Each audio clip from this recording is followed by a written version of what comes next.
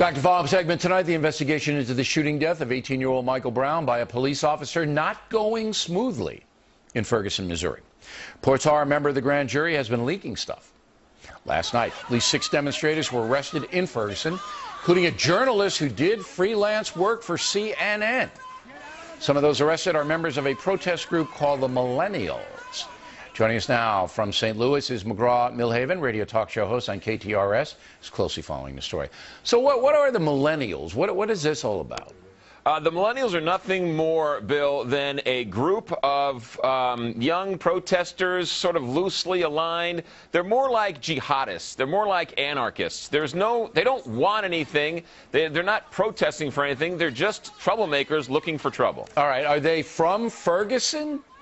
Most of the people are not from Ferguson. Most of the this is important to note. Most of the protesters, most of the people who are on the ground doing the breaking of the windows and things like that, they're not. But they're being led by the elected officials, the people who want to cause trouble. Some of those who were voted into office in that North County area who are looking to make trouble. All right. So locals have organized these people, in your opinion, to go out. Now, I don't know what they're protesting against. You got the FBI.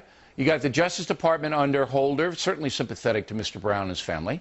You've got the local state authorities. You got everybody there. Got a grand jury convened. Now we hear that there might be a little, leaking from some idiot on the grand jury. But what are they protesting in general out there? They don't, when you ask these protesters, they don't really have an answer for you.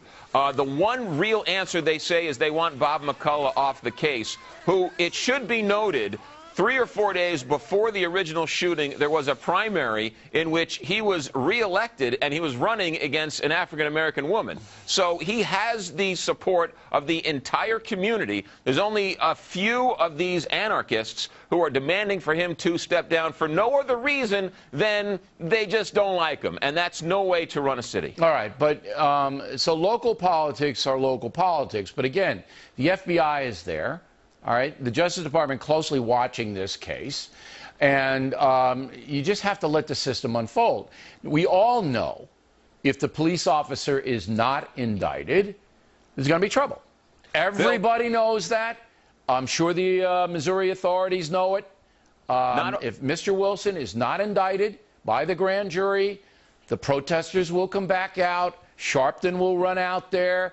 And there'll be riots or what it may. I shouldn't say that's irresponsible of me. I don't know whether there'll be riots, but there'll certainly be demonstrations. Bill, I will tell you that there are elected officials. There are Lacey Clay, who went on national television and said that exact same thing, that if he is not indicted, there will be trouble in the streets. And who's this guy who said it?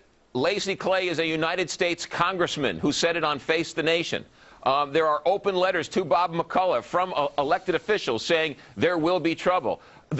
We are watching Ferguson die a slow death. They are destroying Ferguson piece by piece. There are African-American police officers in Ferguson who are being racially targeted, who are being spit on, thrown at, being called Uncle Toms. We have lost all sense of civility here in Ferguson. All right. And when it does finally come out, and it doesn't come out the way they like it, St. Louis is petrified of what could happen. I agree. I mean, if it's not, it's a very disturbing situation. Last question real fast. Do you have any idea when the grand jury will return its findings? Bob McCullough came on my show and said probably mid to late October, maybe possibly early November. Now, that also coincides with the election day. So it could be, late October, early November, which could be a total disaster. The state of Missouri has got to move the National Guard in before, no matter what the verdict is, all right? No matter what they do, the Guard's got to be there. Everything's got to be organized. And the federal government's got to get involved, too. All right, Mr. Milhaven, keep us posted. We appreciate it.